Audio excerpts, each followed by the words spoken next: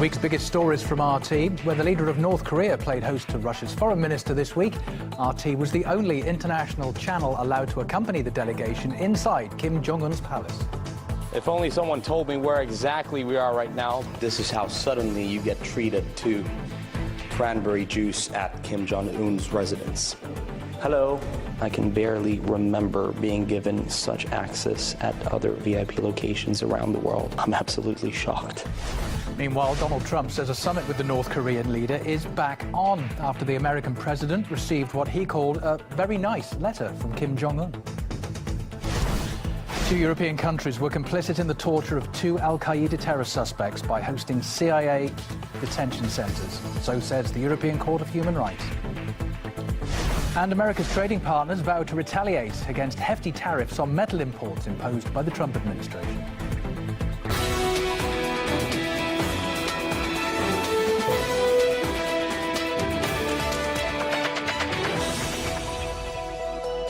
Hello to you this Sunday. I'm Colin Bray, and this is The Weekly. Our biggest stories as covered right here on RT International over the past 7 days, and some of today's developments for you as well. First to the Peace Summit merry-go-round, a U-turn from Donald Trump over North Korea. He says he's ready to meet with Kim Jong-Un after all in Singapore later this month.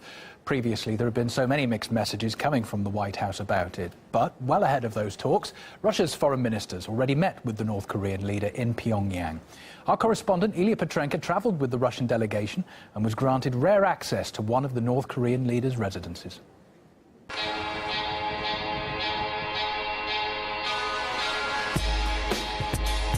We were told to leave most of our belongings and all our mobile devices behind, and now they're taking us somewhere. So we're here in this van, just 2 cameramen, 1 photographer, and myself following a black Mercedes. This area is completely deserted, and it looks like we're encircling something that appears to be the palace.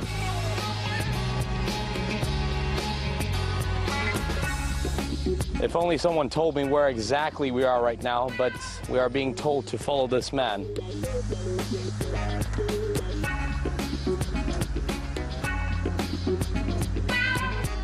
I don't really know what exactly this place is, but it looks to be the area where Kim Jong-Un will be greeting Sergei Lavrov. And the reason why I think so is because just through this door, I saw Kim Jong-un's sister, and she was having some sort of conversation with the guards, but nobody speaks English here. Hello. And as far as I understand, this is Sergei Lavrov's limo.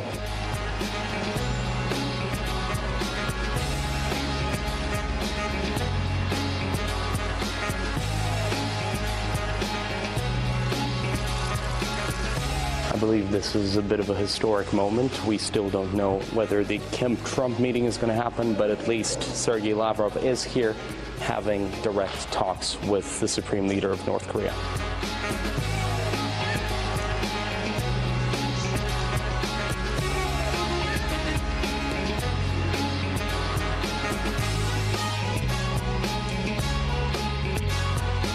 Sergei Lavrov and Kim Jong-un are talking behind this wall. We were asked to wait in this room, so let's just have a walk around and take a look what they have to offer. Dark North Korean chocolate. I can tell you that it tastes just like any other dark chocolate anywhere around the world. Some lemonade.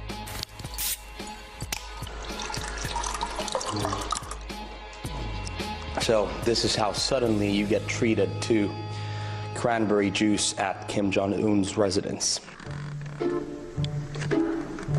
I can barely remember being given such access at other VIP locations around the world. We were just allowed to see the present, which is just outside the doors.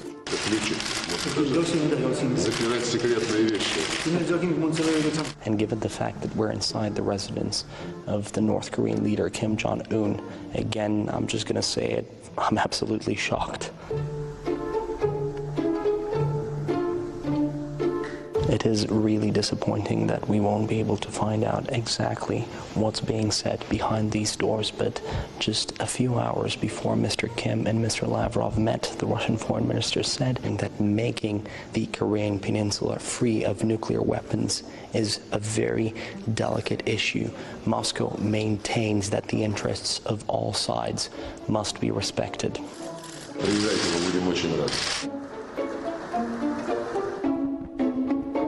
So that's it. It all ended with Sergei Lavrov inviting Kim Jong-Un to Russia.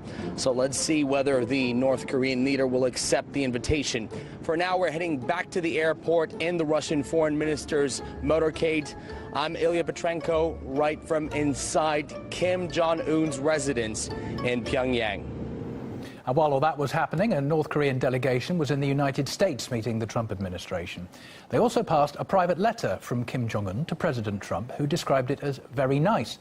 However, it wasn't clear that he'd actually read it at that point.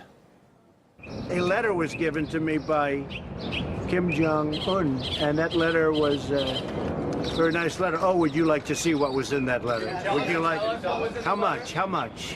How much? It was a very interesting letter. I haven't seen the letter yet. I purposely didn't open the letter.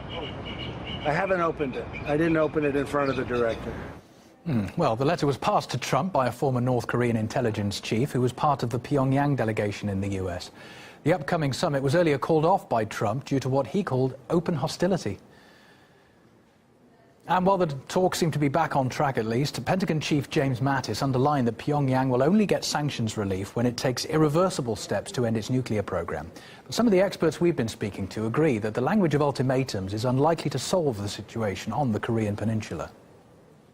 Let's be aware, there are a lot of people here in Washington who do not want this summit to take place, and they certainly do not want any kind of accord between North Korea and the United States. The idea that this could be a gradual process is a realistic one, but I think people here would like to present the North Koreans with an ultimatum, which of course will not solve the problem. Trump doesn't understand anything beyond the fact that this could be a good photo op and possibly a boon for his ratings. The U.S. has never taken North Korea very seriously. I mean, the idea of the greatest military power in the world sitting down with a country that they've always considered impoverished and backward, I think is anathema to many people in Washington. The message that Kim Jong-un is sending, you know, he's meeting with Lavrov, he's meeting with Xi Jinping, Moon Jae-in, signals to Trump, you know, I have friends in the region, and you're the one that is isolating yourself by pulling out of these international agreements, and so, you know, I'll be fine with or without you.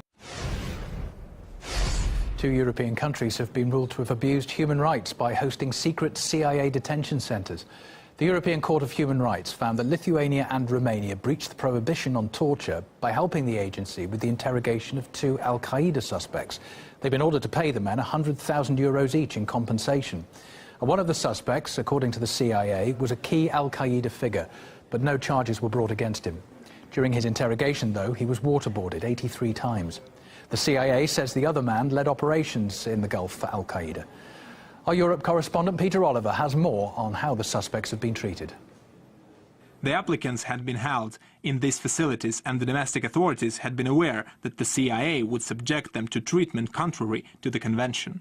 Now, what we have heard is a little bit about the conditions in which they were kept in. Lithuanian site, we've gotten a little bit of a glimpse into what was going on there and how prisoners were held at this hearing. Now, prisoners were kept in blindfolds at all time, they were put in solitary confinement, and they were forced to wear leg shackles at all times. Zubaydah gave an account of what was done to him while he was in detention.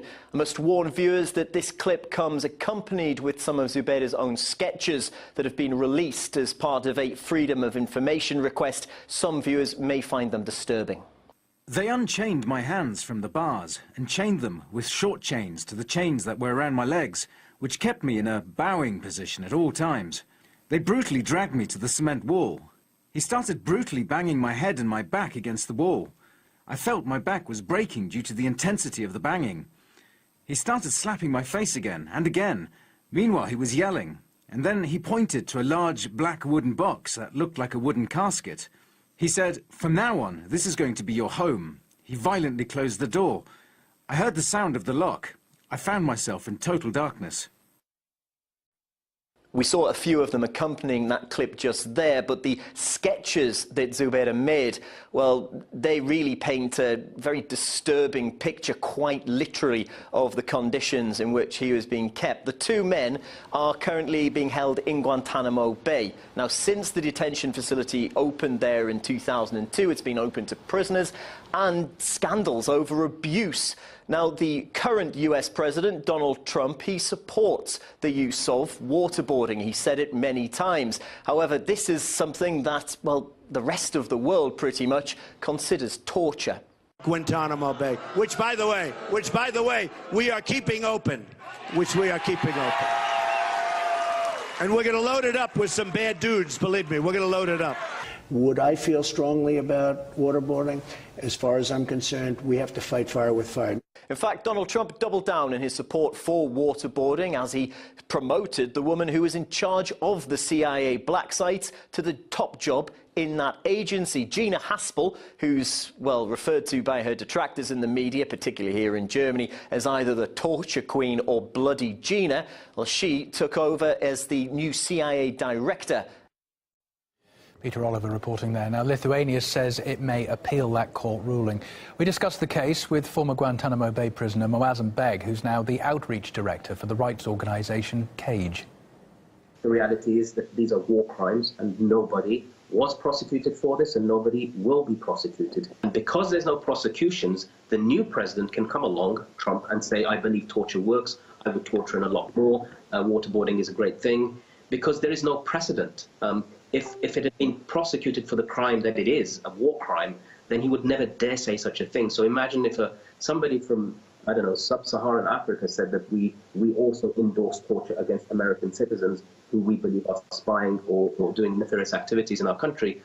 Imagine what would happen if they said that and endorsed torture, which is a war crime. The EU, as well as Canada and Mexico, are vowing to unleash a full-scale trade war if the United States doesn't drop hefty import tariffs that it's imposed on metal. This is a bad day for the world trade. It's totally unacceptable. The message carries a threat of a spiral of escalation that will result in damaging everyone. Nobody wins. In a trade war, there are only casualties. The European response will be united and firm. We will take measures equivalent to those taken by the United States. We are imposing dollar-for-dollar tariffs for every dollar levied against Canadians. Now, under the new levies, EU countries will have to pay as much as 25% extra on steel, around 10% on aluminium if they want to see their metal products on the American market. That, though, could spell big trouble for manufacturers there, because the European Union, of course, is currently the world's second largest steel producer after China. Europe's taken its concerns to the legal might of the World Trade Organization to see if it can resolve the dispute with Washington. Meantime, here's how the European Union plans to answer. Equal tariffs on around 200 lucrative American products in place in a matter of weeks on stuff like this. Includes peanut butter, orange juice, Levi jeans, motorbikes, also bourbon whiskey, among many others. Now, former Prime Minister for EU member Croatia told RT how America's move could damage the global economy.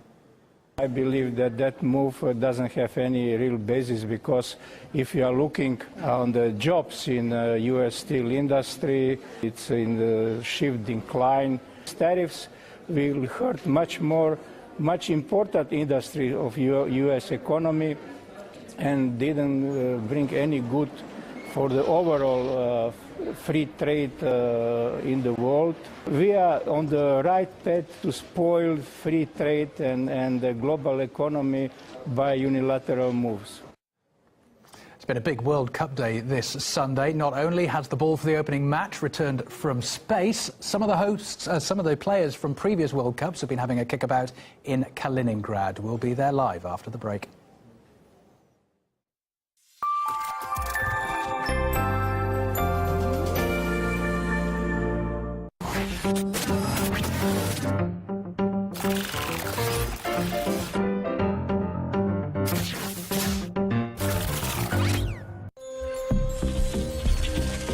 Many European countries, or several European countries, believe that we should get out of this sanction and counter-sanction that we are still living in, okay?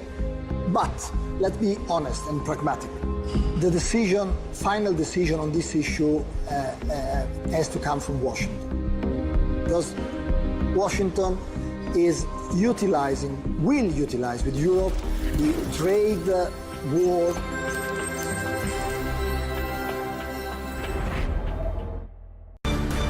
So what we've got to do is identify the threats that we have. It's crazy. Confrontation, let it be an arms race. Who is on offense? Very dramatic development. I personally am going to resist. I don't see how that strategy will be successful. Very critical time. Time to sit down and talk.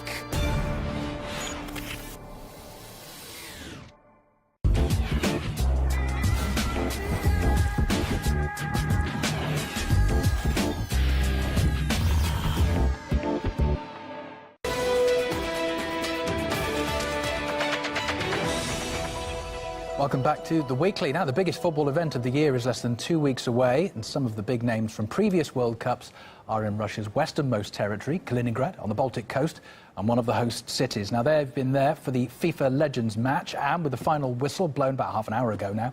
Let's go there live. Alexei Yarashevsky's been commentating on the game online for us. Hi again. How did it go then? Well, it was a scintillating game, absolutely. Not every day you manage to see 10 goals scored in one game, and that game was only 30 minutes, 2 halves by 50 minutes each. So 6 goals to FIFA World Legends team and 4 goals to the Russian Legends team. The Russians lost. They still tried to get something, even being 6-4 down. And every player, every goal scorer on the FIFA Legends team scored twice. The legendary Brazilian Cafu scored twice. Nuno Gomes, the Portuguese hero, scored twice. And Niko Kranjčar from Croatia scored absolutely insane 2 goals, both absolutely beautiful and fun to watch. It's all football here in Kaliningrad, obviously. Now we're waiting for a football match between Brazilian and Russian bloggers. Collectively, 15 million people follow these bloggers, and obviously there will be a lot of feedback from that game here. And obviously in 11 days the World Cup begins. Kaliningrad will host 4 games, including probably one of the biggest games of the group stage, England against Belgium on June 28th. The atmosphere here is scintillating. The crowd is huge, supporting the FIFA Legends against Russian Legends team, and the same will be for the bloggers. So 11 days to go. Kaliningrad seems to be absolutely excited with what's on the plate during the World Cup. And obviously during the World Cup itself, we'll be all over Russia bringing you live reports. So let's just wait until Thursday, June 14th, and we will kickstart our coverage. Yeah, sure. 10 goals, though. That's not bad. They certainly got their money's worth on the terraces in Kaliningrad for those spectators. All right, Alexei Yarashevsky out in Russia's westernmost territory. Thanks for that. Now, the football, which is going to be used in the opening game of the World Cup, is finally back on Earth. Let me explain. It was brought back from space around 90 minutes ago by a crew of 3 from the International Space Station after they spent 6 months up there. Now, as for the crew that are back from Expedition 55, it'll take them a bit of time to reclimatise, of course, even to basic things, just like walking after spending so much time in zero gravity. But before their journey back, the crew did get a chance to have a kickabout of their own in orbit.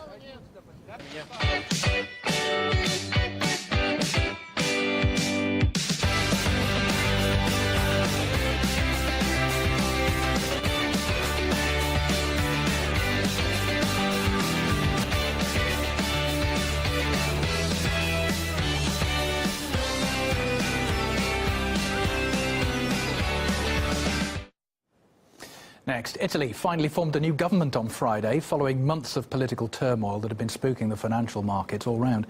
Rome now has the first Eurosceptic coalition in power within the European Union. The anti-establishment Five Star Movement and the League Party hammered out a so-called government of change deal. They're pushing for anti-Russia sanctions to be lifted, seeing Moscow as a partner, not a threat. Also high on the agenda is reforming Europe's migrant policy and renegotiating Italy's debt to the EU. RT's Medina Kotanova takes a look at the lead-up to Giuseppe Conte's appointment as Prime Minister. Italy has been left hanging this past 3 months since its election, faced with several candidates for prime minister. But it seems the political uncertainty in the country has finally come to an end, with the Eurosceptic coalition's pick, Giuseppe Conte, busy forming his government. But his path was a thorny one. He was first suggested by the Five Star Movement and League Party 2 weeks ago, and it seemed all was good, until the president vetoed Conte's choice for finance minister.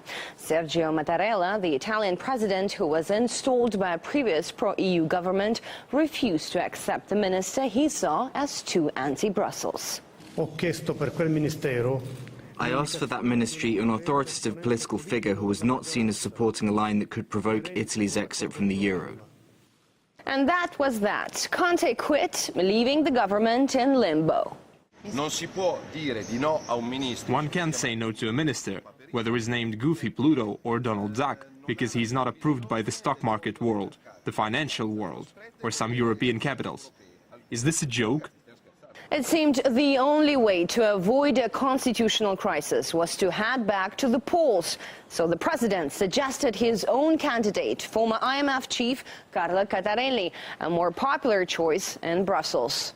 I reiterate my friendship and support for President Mattarella, who has an essential task to undertake, ensuring the institutional and democratic stability of his country. Cottarelli is known as Mr. Scissors for his willingness to cut public spending, making him an unwelcome choice for many Italians. Moreover, 70% of the country voted for the Eurosceptic parties back in March, tired of austerity and the migrant influx. I think Italians expressed their choice, and it seems like this choice is being ignored. So we're left with a bitter taste. I wasn't expecting this situation, but in this country nobody wants change, because then they can't do what they want. So we don't get to a solution that would help the citizens and the country. It's all been for nothing. I voted, but my vote has been trashed. And it was the president, not the coalition or whoever else you want to blame. The president has decided my vote is worthless. But perhaps unexpectedly, interim Prime Minister Cottarelli refused to form his own government. Well, that left Conte once again in the best position to guide Rome forward, with the president this time accepting his cabinet picks. For now, everyone's happy, and even Brussels says it will work with Conte in power. Well, that's despite the new Italian Prime Minister being a known hater of bureaucracy. What we've been noticing during these years is that, for example, Germany is making a pressure on other states like Greece, like Spain, but also like Italy, and giving orders to them like it is the master of Europe. This is not acceptable. Italy is the third largest state in Europe. Italy is a founder country. Italy has to be respected. The Italian people will us to be respected, and Italy can stay, of course, have to work in the European framework, yes, but playing the role that it deserves. We are not going to be the colony of Germany, and we can accept that kind of attitude. Never a dull week in Italian politics, is it? That's it for the Weekly for now. I'll be back with your next edition in just over 37 minutes from now. See you then.